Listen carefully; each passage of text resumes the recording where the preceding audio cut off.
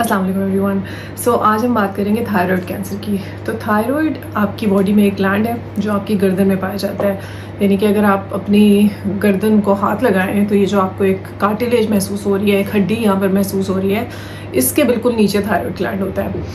سو یہ گلینڈ آپ کے بہت ضروری کام کرتا ہے, جس کے اندر آپ کا ویٹ کنٹرول کرنا, آپ کا بی پی ریگولیٹ کرنا, آپ کا ہارٹ ریگولیٹ کرنا, آپ کا باڈی ٹمپریچر ریگولیٹ کرنا. سو ہماری باڈی کے بہت ضروری کام کر رہا ہوتا ہے یہ تھائرائڈ گلینڈ.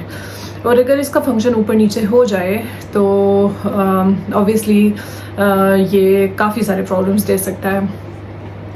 سو اسی طرح جس طرح دوسری ڈیزیزز ہیں اس طرح کینسر بھی تھائرائڈ گلینڈ کو افیکٹ کر سکتا ہے. تو ہمیں کیسے پتہ چلے گا کہ آپ کے تھائرائڈ گلینڈ جو ہے وہ کینسر سے افیکٹڈ ہے؟ سب سے پہلی بات تو یہ ہے کہ تھائرائڈ کینسر سب سے زیادہ فیمیلز میں ہوتا ہے, یعنی کہ خواتین میں تھائرائڈ کینسر زیادہ پایا جاتا ہے. اور تھائرائڈ کینسر کی بہت ساری اقسام ہیں. تھائرائڈ کینسر کی کچھ قسمیں ایسی ہیں جو کہ جن کا کیور 100% ہے, یعنی کہ یہ ہم جن کا شمار بہت اچھے کینسرز میں ہوتا ہے, یعنی کہ ان کو آپ 100% ان کو ختم کر لیتے ہیں, اسپیشلی اگر وہ لمیٹیڈ ہوں تھائرائڈ گلینڈ سے. اتنا اچھا ٹریٹمنٹ موجود ہے. لیکن کچھ ٹائپس بہت ہی اگریسو ہوتی ہیں, جن میں سے ایک ٹائپ ایسی بھی ہے جس کا سروائیول اور life expectancy is less then 6 months. سو آپ کو تھائرائڈ گلینڈ یا تھائرائڈ کینسر سے جو ریلیٹڈ انیشیل سمٹمز اور سائنس بہت اچھے طریقے سے پتہ ہونے چاہیے. سو پہلی چیز تو یہ ہے کہ کیونکہ اس کی لوکیشن اس جگہ پہ ہے تو آپ کو گردن کے نیچے والے حصے میں گلٹی محسوس ہو سکتی ہے. یعنی کہ اگر آپ کو گردن کا نیچے والا حصہ سینٹر میں سوجا ہوا لگ رہا ہے یا وہ سویلنگ پرومیننٹ ہوتی جا رہی ہے تو یہ ایک تھائرائڈ کینسر کی علامت ہو سکتی ہے. اسی طرح جب یہ سویل کرتا ہے تو یہ آپ کو تھائرائڈ گلینڈ سوالنگ میں بھی پرابلم دے سکتا ہے. یعنی کہ اگر آپ کھانا کھاتے ہیں, روٹی کھاتے ہیں, اور سم ٹائمز اگر یہ بہت بڑا ہو جائے تو لیکوڈس کھاتے ہیں, تو آپ لیکوڈس لیتے ہیں تو آپ کو بلاکیج محسوس ہو سکتی ہے. سو اگر آپ کو کھانے میں بلاکیج محسوس ہو رہی ہے. اسی طرح یہ جب انلارج ہوتا ہے یہ والا گلینڈ یا سویل کرتا ہے تو یہ آپ کے ٹریکیا یعنی کہ سانس کی نالی پہ بھی پریشر ڈال سکتا ہے, اور اگر سانس کی نالی پہ پریشر آئے گا تو آپ کو سانس لینا مشکل ہو جائے گا. سو میجورٹی پیشنٹس جو ہوتے ہیں گردن میں سویلنگ کے ساتھ آتے ہیں, ایک سینٹرل سویلنگ یعنی کہ گردن کے سینٹر میں اگر ایک سویلنگ یا لمپ ڈیولپ ہوا ہے. دوسری چیز یہ کہ آپ کو سوالنگ میں تکلیف ہے. تیسری چیز یہ کہ آپ کو سانس لینے میں تکلیف ہے. چوتھی چیز یہ کہ آپ کی آواز میں چینجز آئی ہیں. سو جب یہ گلینڈ بڑھتا ہے تو اس سے کچھ نروز افیکٹ ہوتی ہیں اور آپ کی آواز میں بھی تبدیلی آ سکتی ہے, آپ کی آواز بیٹھ سکتی ہے.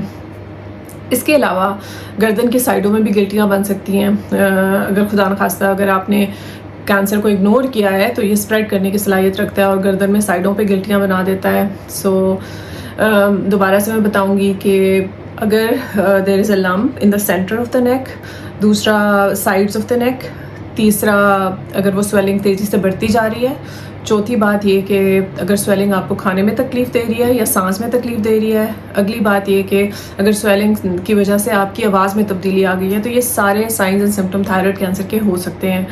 اس کے علاوہ خدا نخواستہ اگر تھائرائڈ کینسر اسپریڈ کرتا ہے تو آپ کو ویٹ لاس ہو سکتا ہے, ویکنس ہو سکتی ہے.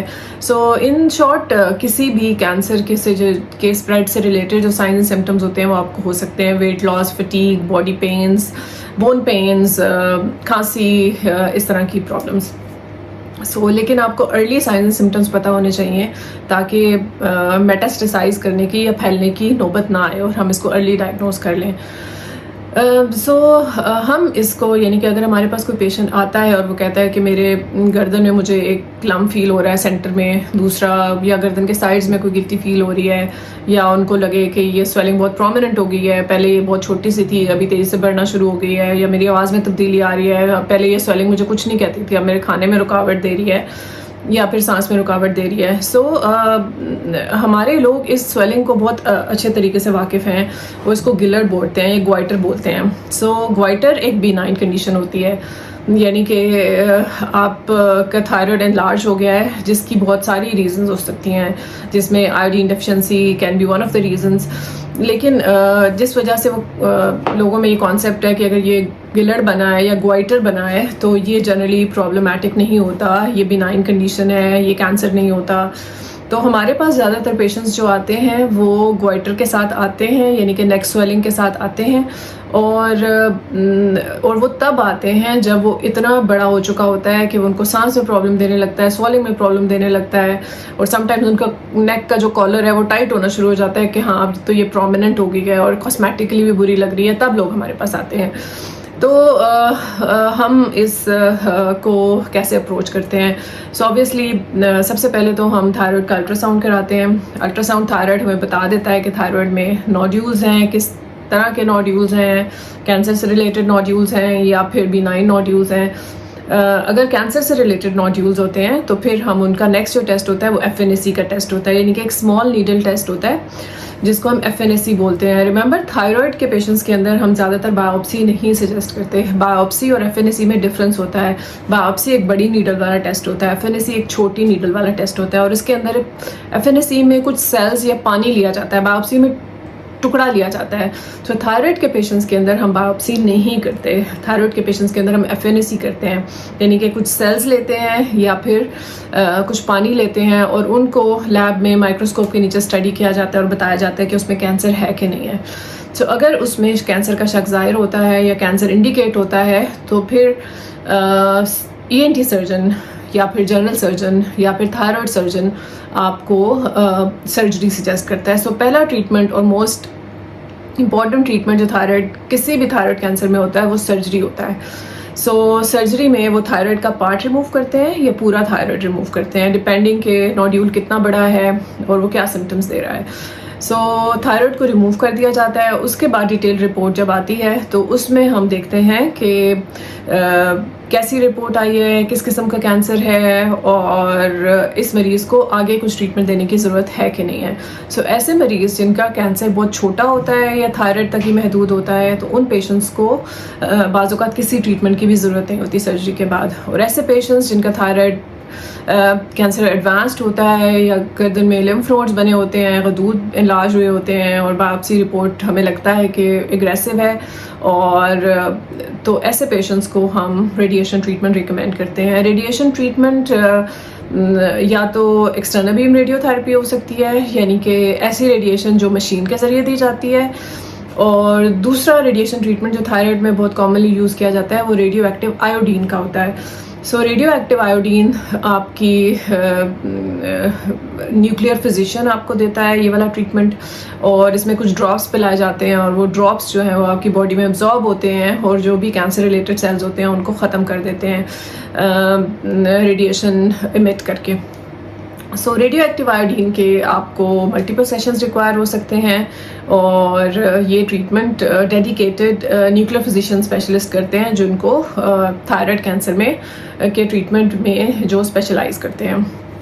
So once the thyroid radioactive iodine treatment is done, majority of the patients they lead a normal life, and majority of them they are cured. جیسے میں نے بتایا کہ کچھ تھائرائڈ کینسرز جس طرح فالیکولر ہے, پیپیلری تھائرائڈ کینسر ہے, ان کے کیور ریٹس بہت اچھے ہیں, اینڈ 100% کیور ریٹ ہے اگر thyroid cancer localised to thyroid gland ہے. اور ایسے پیشنٹس جو میٹاسٹائز کرتے ہیں ان میں سے بھی بہت سارے پیشنٹس کیور ہو سکتے ہیں. سو کچھ کینسر کی فارمز اگریسو ہوتی ہیں جس میں میڈلری ٹائپ ہے وہ سم ٹائمز بہت اگریسو بہیو کرتا ہے. اس کے علاوہ ایناپلاسٹک تھائرائڈ کینسر ہے وہ بہت اگریسو بہیو کرتا ہے. تھائرائڈ میں لیمفوما بھی ہو سکتا ہے. سو کچھ ٹائپس ایسی ہوتی ہیں جو اگریسو بہیو کرتی ہیں. لیمفوما میں کیمو تھراپی دی جاتی ہے, ایناپلاسٹک تھائرائڈ کینسر کے اندر سرجری کی جاتی ہے, اس کے بعد ریڈیشن پلس کیمو تھراپی دی جاتی ہے. سو ان شارٹ کہ آپ کے جو تھائرائڈ کینسر ہے اس کی ٹائپ پہ ڈپینڈ کرتا ہے کہ آپ کا پروگنوسس کیسا ہے یا آپ کو کون سا ٹریٹمنٹ ریکوائرڈ ہے. Watch for these signs and symptoms and do speak to an ENT specialist if you find any of these signs and symptoms. Thank you very much.